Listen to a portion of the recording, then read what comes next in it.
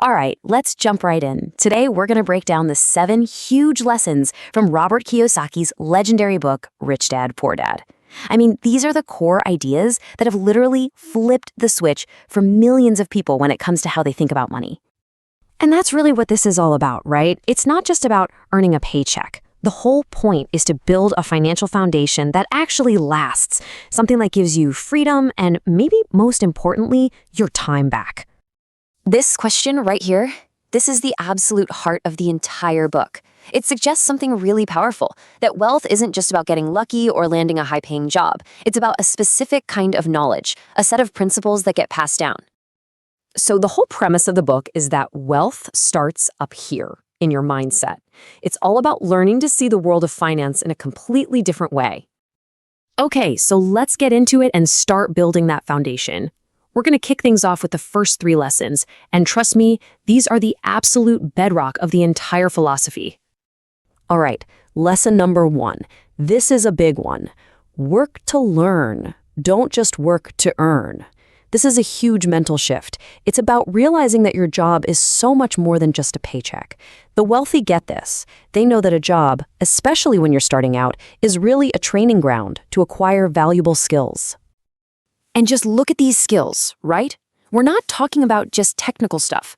We're talking about sales, communication, negotiation. These are the kinds of skills that compound over time. They build on each other. And why is that so important? Because mastering these is what allows you to eventually build your own systems later on. Okay, get ready because this next lesson might just be the single most important one in the entire book. Seriously, if you can truly get this one distinction, it can change your financial life forever. And here it is, lesson number 2. You have got to know the difference between an asset and a liability. And you know what? It's beautifully simple. An asset puts money in your pocket. A liability takes money out of your pocket. That's it. Once you start looking at everything you own through that simple lens, well, it's a total game changer. So here's where the path splits. The rich, they spend their money buying assets, things like real estate, businesses, or stocks that are designed to generate more money. But everyone else, they tend to buy liabilities that drain their income, even if those things make them look rich. Next up, lesson number 3 is to mind your own business. And this is all about focus. Look, even if you have a day job, you have to concentrate on building your own asset column. Your profession and your business are 2 totally different things. And this quote just nails it, doesn't it? Your job pays the bills, sure, but it's not building your wealth, it's building your employer's. Your business, on the other hand, is that collection of assets you own that works for you, independent of your job. So, those first 3 lessons, that's the practical foundation. Now, we've got to shift gears into the mental game, because building wealth is just as much a psychological shift as it is a financial one. Let's look at the next 2 lessons. Lesson number 4 is all about the power of financial self-education. Think about it. School teaches us how to work for money, but it doesn't teach us how money actually works. That part is on you.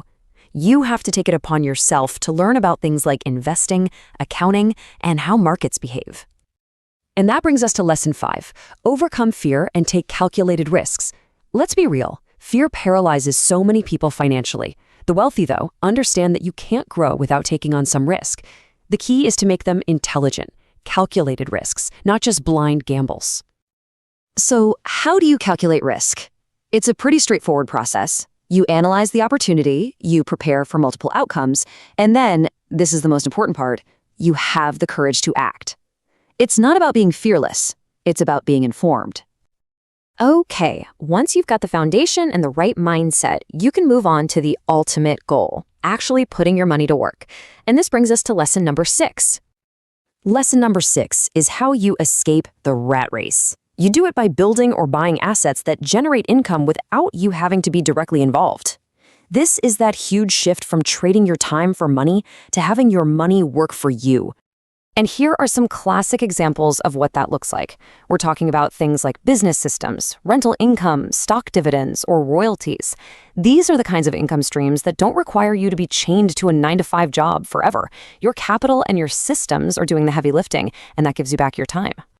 And finally, lesson number 7, which might be the most important of all, your mindset is more important than your money. You don't get rich and then develop a rich mindset. You develop a rich mindset, and that is what makes you rich. Wealth starts in your head. And this is such a powerful example from the book. When you say, I can't afford it, what happens? Your brain just shuts down. It's a dead end. But if you ask, how can I afford it? Well, that's a question. That opens your mind up, forces you to get creative, and starts you problem solving. That one simple switch in your language changes everything. So there they are, the 7 lessons. But knowledge is only potential power. What truly matters is taking that first step, and you can do that right now. The key takeaway here is that this isn't just some interesting financial theory to think about, it's a practical guide. You can start applying these principles today, no matter what your financial situation looks like. So, I'll leave you with this one final thought. Take a hard, honest look at where your money is going. What is one thing you spend money on that is truly a liability, something that just takes money out of your pocket month after month? Just identifying it, that's the very first step toward changing your financial future.